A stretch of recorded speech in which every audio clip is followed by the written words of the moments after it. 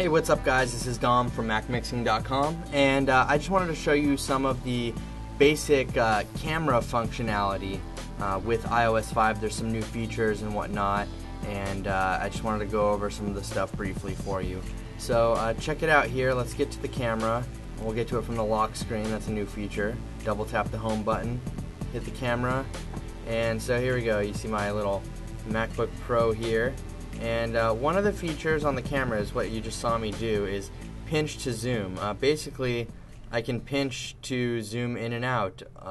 There you go. I'm zooming in on my keyboard key.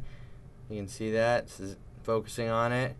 There you go. You got a nice little zoom on my computer. And obviously, it's still like auto exposure and whatnot. You know, that's all okay. But we have a couple options here. In the options menu, we have HDR and grid. Now if you turn on grid, it'll give you exactly what you think it is.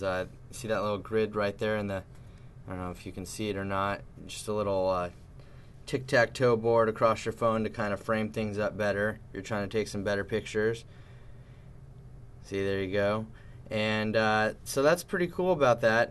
Then we have the HDR function, which what HDR does is it actually takes 3 pictures at the same time with different exposure levels to kind of layer them and give you more of like a true color of like the lighter parts and the darker parts of your photo. Alright, so let's go ahead and take an HDR photo here. And let's see, check it out.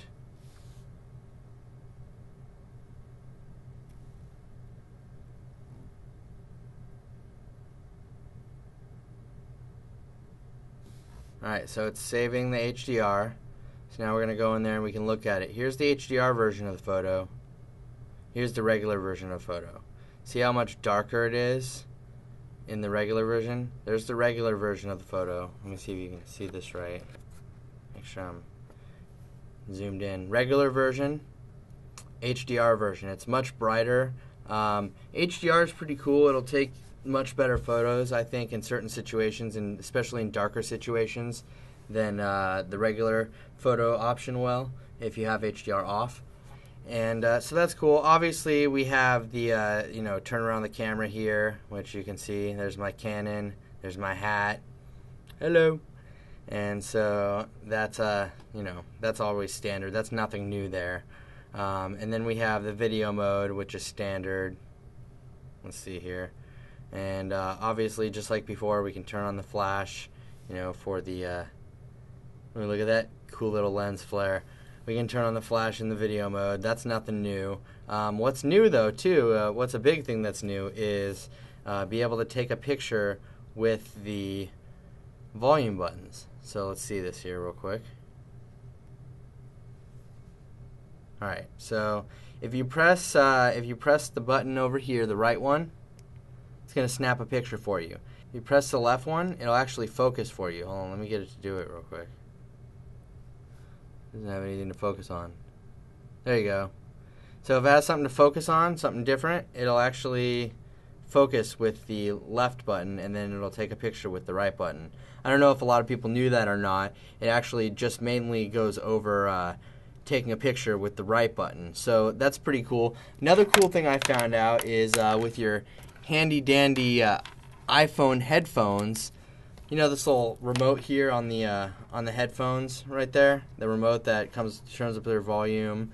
It's connected to the headphones that came with your iPhone. You can actually take a picture with that and do the same kind of functionalities. So we can focus with it like this.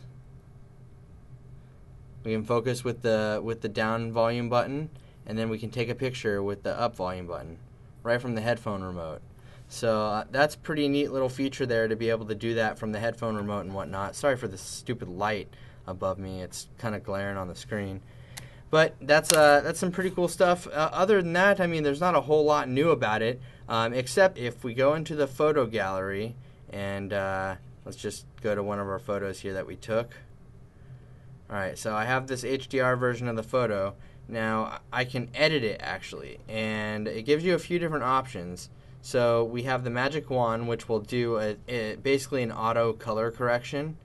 It'll just basically auto color the photo. If you press on it, wait, and then it just gives it a little auto enhance on, and that's pretty much all there is to that. Then we have red eye removal, but there's really no eyes in this photo, so it won't work. See, did not find red eye to correct. It'll work if there's a picture of a person or whatnot, but other than that, it won't work with this computer picture. And then we have the crop button, and I hear that this will only work on the newer iPhones. It will not work on the 3GS, the crop, but it's pretty cool. It allows us to just specify a custom crop zone like that, and each time it'll zoom in as we set that crop zone. And then we can constrain. You can pick different photo sizes if you want to constrain it to a certain photo size. Let's go to original here.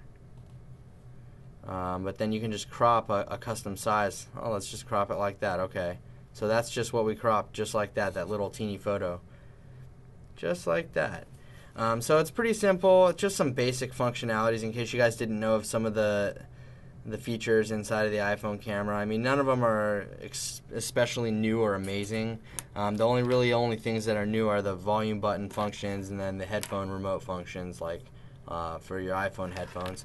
Other than that, guys, I thank you for watching. Please subscribe down here and comment down there. Here's our Twitter and our Facebook. And thanks, guys, and have a good day.